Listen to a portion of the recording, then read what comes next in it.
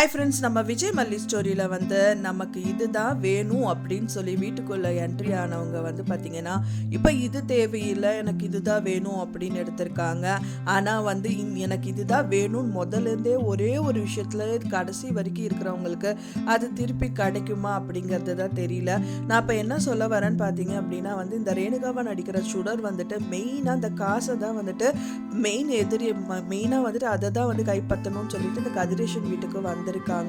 ஆனாலும் பார்த்தீங்கன்னா இப்போ இருக்கிற சூழ்நிலையில் எனக்கு காசு வேணாம், பணம் வேணாம், எனக்கு விஜயோட அன்பு மட்டும் போதும் அப்படிங்கிற மாதிரி மல்லி நிற்கிற மாதிரி அவங்களும் நிற்பாங்க அப்படின்னு தான் எதிர்பார்க்கப்படுது.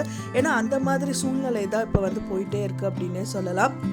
மெயினாக இந்த ரேணுகா பார்த்தீங்க அப்படின்னா வந்திருக்க தேவையே இல்லை, வந்ததுனால தான் இப்போ மல்லியோட லைஃப் இந்த அளவுக்கு கஷ்டத்தை கொடுத்துட்டு நிறைய விஷயங்கள் பண்ணிட்டு இருக்காங்க. இந்த ராஜி பொறுத்த வரைக்கும் அவங்க குடும்பத்தில் பிரச்சனையே பண்ணாலும் அவங்களுக்குள்ள ஒரு அண்டர்ஸ்டாண்டிங் இருந்துச்சு, ஒரு நாள் கூட அவங்க பிரிஞ்சு இருந்தது இல்லை. ஸோ அந்த மாதிரி தான் இருந்துச்சு. இப்போ இவங்க வந்ததுக்கு அப்புறமா பார்த்தீங்கன்னா ஃபஸ்ட்டு டேவே அவங்க வீட்டுக்கு, இங்கே கதிரேஷன் வீட்டுக்கு திரும்பவும் வந்ததுக்கு அப்புறமா அவங்க சேராத மாதிரி பார்த்தீங்கன்னா அவங்க வீட்டுக்குள்ளே கூட இருக்க முடியாது மாதிரி இந்த விஷயங்கள் எல்லாமே பண்ணி முடிச்சிருக்காங்க. அது மட்டுமா இனிமேல் மல்லி நீ பார்க்கவே போகக்கூடாது, இந்த மாதிரி கொஞ்சம் கொஞ்சமாக மல்லியை பார்க்கறது நான் நிறுத்திடுவேன் அப்படின்னு சொல்லிட்டு இந்த ரேணுகாவை நடிக்கிற இந்த சுடர் பயங்கரமாக தான் ஆடுறாங்க அப்படின்னே சொல்லலாம். ஆனால் மல்லியோட நோக்கம் ஸ்டார்டிங்லேருந்து வெண்பா குட்டியை நினச்சாங்களே தவிர அதுவும் அன்புக்காக மட்டும்தான். இப்போ வெண்பா குட்டினால விஜய் வந்துட்டாரு அப்படின்னா விஜயும் அன்புக்காக மட்டும்தான் அவங்க கூட கல்யாணம் பண்ணிட்டு அந்த வீட்டில் இருக்காங்க, வேறு எந்த ஒரு நோக்கமும் கிடையாது அப்படின்னே சொல்லலாம். ஸோ அப்படி இருக்கும் போது இந்த ரேணுகாவை நடிக்கிற இந்த சுடர் காசு மட்டும் போதும், உன்னோட லைஃப் எனக்கு வேண்டான்னு சொல்லிட்டு தான் ஒரு வார்த்தை விட்டுருப்பாங்க. பட் ஆனால் பார்த்தீங்கன்னா இப்போ விஜய் வீட்டுக்கு விடாமல் அந்த பாலில் இந்த மாதிரி கலந்து கொடுத்துட்டு அவங்க தூங்க வச்சுட்டு இந்த மாதிரி டைலாக் எல்லாம் பேசும்போது பார்க்குறவங்களுக்கு பயங்கர டென்ஷன் ஆகுது அப்படின்னு சொல்லலாம்.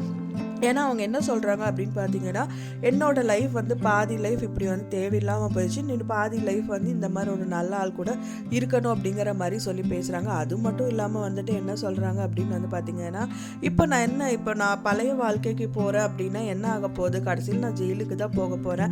ஸோ திரும்ப போய் ஜெயிலில் போய் கஷ்டப்பட்டு இந்த மாதிரி தான் என்னோட லைஃப் முடியும். ஸோ ஆனால் அப்படியெல்லாம் போகாமல் இப்போ பாதியோட லைஃப் விஜய் கூடயே இன்னியாவது கழிச்சிடணும் அப்படிங்கிற மாதிரி அவங்க ஒரு பிளான் போட்டிருக்காங்க. போட்டது மட்டும் இல்லாமல் இப்போ ப்ரோமோலையும் பார்த்தீங்கன்னா இன்னும் சங்கடப்படுத்துற மாதிரி தான், மல்லியோட மனசை கஷ்டப்படுத்துகிற மாதிரி தான் இந்த ரேணுகா பேசுகிறாங்க அப்படின்னே சொல்லலாம். விஜய் எங்கேயுமே விடாமல் விஜய் கிளம்புறேன்னு சொன்னோன்னே நானும் வரேன்னு சொல்லி நிற்கிறது, அந்த நான் பக்கத்தில் தான் நான் போயிட்டு வந்துடுறேன்னா இல்லை நான் வரேன் அப்படின்னு சொல்லிட்டு வண்டியில் ஏறுறதுங்கிற மாதிரி நிறைய விஷயம் பண்ணுறாங்க.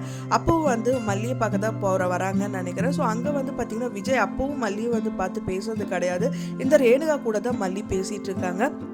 ரேணுகாவும் மல்லியும் சோப்பாவில் உட்காந்து பேசிட்டு இருக்கும்போது ரேணுகா சொல்கிறாங்க, விஜய் என் பக்கத்திலே படுத்துட்டான் அப்படிங்கிற மாதிரியெல்லாம் சொல்கிறாங்க. அதை கேட்டவுடனே மல்லிக்கு தூக்கி வாரி போட்டுருச்சு, என்ன இப்படியெல்லாம் சொல்கிறாங்க அப்படின்னு சொல்லிட்டு. ஸோ அதனால் ரொம்பவே கஷ்டமாக இருக்காங்க அப்படின்னே சொல்லலாம். ஏன்னா அங்கே இருக்கிற நிலமை வேற, அவங்க சொல்கிற விதம் வேறங்கிற மாதிரி அப்படியே ட்விஸ்ட் பண்ணி சொல்கிற மாதிரி மல்லி வேற மாதிரி நினச்சிடுறாங்க. ஸோ இப்படியே கொஞ்சம் கொஞ்சமாக இப்போ மனசு ரொம்ப வெக்ஸ் ஆனவங்க பார்த்திங்கன்னா அவங்கக்கிட்ட இருந்து இவங்களே பிரிஞ்சு போயிடுவாங்க. ஸோ அந்த மாதிரி எல்லாம் இந்த மல்லியை டைவர்ட் பண்ணணும்னு இந்த ரேணுகா நினச்சிட்டு இருக்காங்க அப்படின்னு தான் தெரிய வருது. ஏன்னா விஜய் அவங்க நடந்ததெல்லாம் ஏதோ எக்ஸ்பிளைன் பண்ணணும் அப்படின்னு நினச்சா கூட மல்லி அதை கேட்குற நிலமையில இருக்கக்கூடாது, அவங்க இந்த ரேணுகா சொல்கிறதா கேட்கணுங்கிற மாதிரி இந்த மாதிரி விஷயங்கள் எல்லாமே பண்ணி வச்சுட்டு இருக்காங்க. ஸோ என்ன நடக்குது அப்படின்னே ஒன்றுமே புரியல. இந்த மைண்ட் செட்டில் அந்த வீட்டில் இருக்கிற ஃபோனை இவங்க பார்க்க முட்டுட்டாங்கன்னா அவ்வளோதான், எதர்ச்சியாக அதுவே கீழே விழுந்துச்சுன்னா பரவாயில்ல, ஆனால் கண்டிப்பாக இவங்க போய் எடுத்து பார்க்குற மனநிலைமையில் இல்லை. ஏன்னா இப்போ அவங்க மனசு பயங்கரமாக மெயினாக விஜயை நம்பி தான் விஜய் இப்போ இப்படி ஆயிடுச்சு அப்படிங்கிற மாதிரி தான் அவங்க மனசு போயிட்டுருக்கு. என்னதான் அவர் வீட்டில் இல்லைன்னாலும் அட்லீஸ்ட் ஒரு நேரமாக வருவார் அப்படிங்கிற மாதிரி மல்லி நினச்சிட்டு இருந்தாங்க. ஸோ அதுக்கு முட்டுக்கட்டை போடுற மாதிரி இந்த ரேணுகா இந்த சுடர் இந்த மாதிரி பண்ணிட்டு இருக்காங்க. ஸோ அதனால் கண்டிப்பாக அந்த மனநிலையில் மறுபடியும் அந்த ஃபோனை செக் பண்ணுறது, இந்த ரேணுகாவை செக் பண்ணுறதுங்கிற மாதிரி எந்த ஒரு விஷயத்துக்கும் அவங்க போக மாட்டாங்க.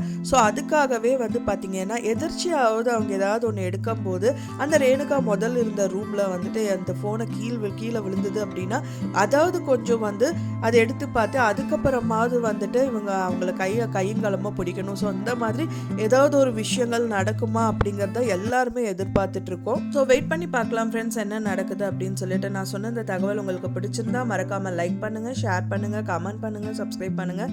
மேலும் இன்னொரு மல்லி சீரியல் அப்டேட்டோட நெக்ஸ்ட் மீட் பண்ணுறேன். தேங்க்ஸ் ஃபார் வாட்சிங் மை டியர் ஃப்ரெண்ட்ஸ். நெக்ஸ்ட் வீடியோவில் பார்க்கலாம்.